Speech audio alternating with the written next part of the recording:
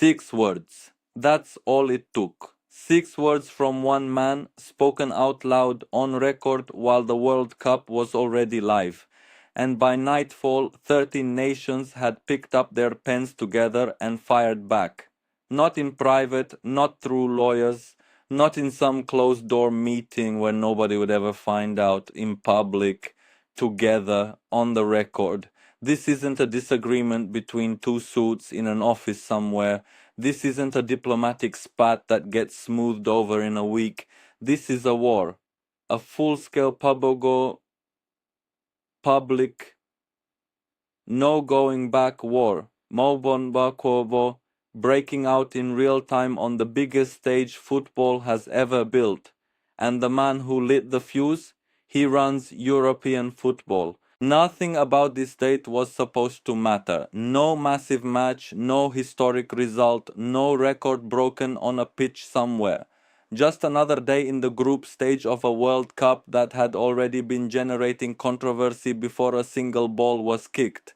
But it might end up being the most consequential single day of this entire tournament, because Aleksander Čeferin, president of UEFA, the most powerful football confederation on the planet, a man with more institutional influence over the global game than almost any other human being alive, looked at the 2026 World Cup and said this: "There are a huge number of matches that are completely uninteresting."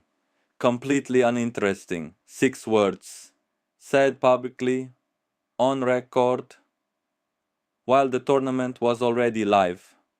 While players from 13 of those supposedly uninteresting nations were still training, still preparing, still believing they belonged on the biggest stage in football. The reaction was immediate.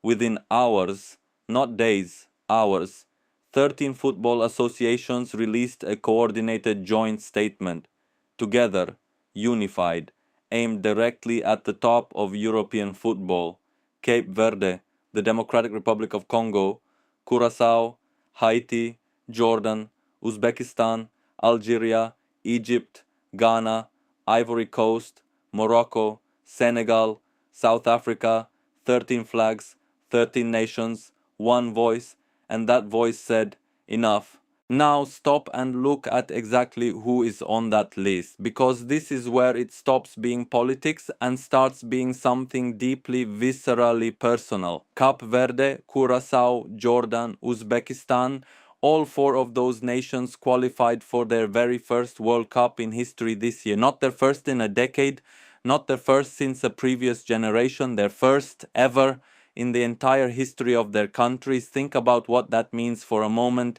Generation after generation of footballers who grew up dreaming of the World Cup and never got there. Coaches who spent entire careers building towards a qualification that never came. Fans who watched every tournament from the outside, wondering what it would feel like just once to see their flag on that screen. The Democratic Republic of Congo and Haiti hadn't been on this stage since 1974.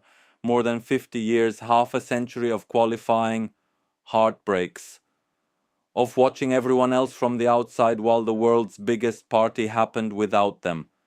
These aren't filler nations. These aren't accidents of an expanded format. These are countries writing the opening line of their World Cup story. Right now, this month, while you are watching.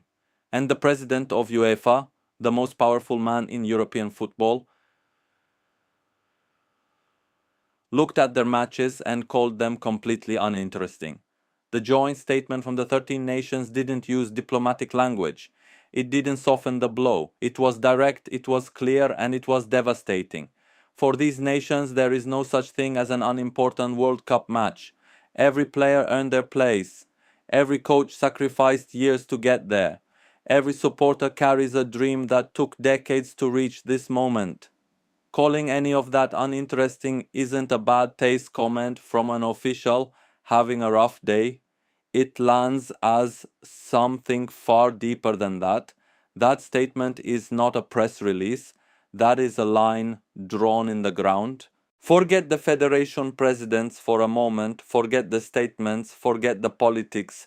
Picture an actual player from Curaçao, a nation of fewer than 200,000 people, smaller than most major cities, never been to a World Cup, not once in their entire history as a footballing nation.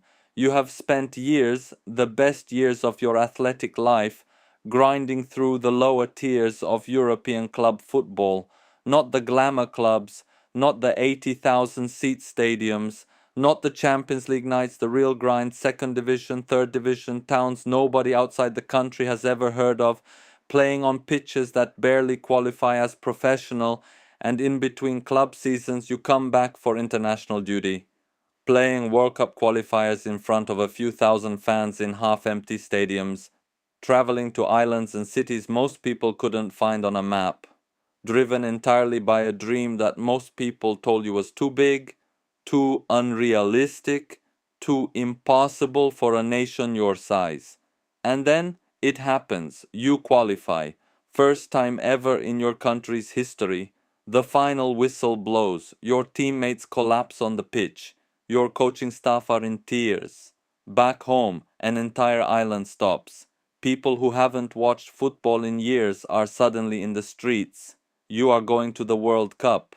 Curaçao walked onto that pitch and faced Germany, one of the greatest footballing nations in the history of the sport, and lost 7 goals to 1. That is a brutal scoreline, a humbling afternoon by any measure, nobody is pretending otherwise, but was that match uninteresting? Not to the players who left absolutely everything they had on that pitch against one of the best teams on earth. Not to the people in Willemstad who stayed awake until 3 in the morning because of the time difference, just to watch their flag appear on the same television screen as Germany's. Not to the kids across that island who will grow up knowing that their national team, their team, once stood on the biggest stage in football and competed and didn't look away. Interest is not objective. It never was. And applying a European definition of interesting to a tournament that belongs to the entire world is exactly the problem those 13 nations just called out. Here is what the headlines missed, because this moment is about something much larger than one bad quote from one official on one afternoon. This is the public detonation of a tension that has been building inside football governance for years, decades even. European football has always carried an unspoken assumption that it owns the game's identity, its standards, its definition of what counts as quality, what counts as interesting, what counts as worthy of the world stage. The Champions League is the pinnacle, the Premier League sets the standard. European football is by default the real football, and on the other side, the growing, increasingly loud, increasingly unified voice of Africa, Asia, the Caribbean, the Middle East, and the rest of the world, saying, "We are done waiting for your permission to matter." The 13 nations said it directly in their statement, "Football does not belong to a select group of nations. Its strength is its universality." That is a challenge to a mindset that has shaped football governance for over a century, and it was delivered not in a boardroom, not through back channels, not in a leaked document,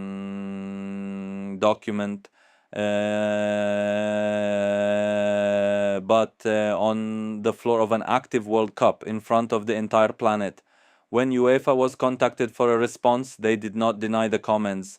They pointed reporters to a separate interview that never even touched the subject of expansion, a non-denial in the middle of a live tournament with the whole world watching. That is not damage control, that is not an accident, that is a match being dropped into dry grass and UEFA walking away. FIFA is now caught in the middle of something that does not resolve quietly. They have to defend their own format, the expanded 48-team World Cup they sold to the world, against the loudest, most commercially powerful confederation in global football. while simultaneously protecting the smaller nations whose inclusion was the entire moral justification for expanding in the first place. And with FIFA already floating the idea of expanding even further in future tournaments, every empty seat, every lopsided scoreline, every uninteresting group stage match becomes ammunition for those who want to roll this whole thing back. What happened on June 14th was two completely different visions of what the World Cup is supposed to be, crashing into each other at full speed in front of the entire planet with no referee in sight.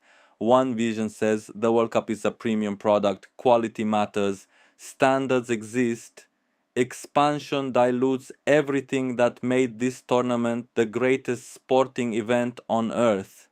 You cannot have 50 countries playing when 20 of them don't belong at this level yet. The other says the World Cup belongs to the world, all of it, not just the nations who have always owned it. Watching Cape Verde, Jordan, or Curaçao make history for the first time is not a consolation prize. It is not a side story. It is the entire point. The 13 nations close their statement with one line worth holding on to. The growth of football must keep creating opportunity, inspiring new generations, and strengthening what makes this game truly global. That was the promise FIFA made when it expanded this tournament. Right now, mid-group stage, mid-controversy, mid-war, that promise is being tested live in public with the whole world watching. UEFA didn't apologize, the 13 nations didn't back down, and nobody, not FIFA, not UEFA, not the 13 associations, not the fans in the stands or the fans watching on cracked phone screens at 3 in the morning, nobody knows how this ends. If this gave you the story behind the story, hit the like button. It costs you nothing and it means everything for this channel. Subscribe to Football Untold because while everyone else covers the goals, we cover the war behind them. This World Cup is just getting started, and so is the reckoning.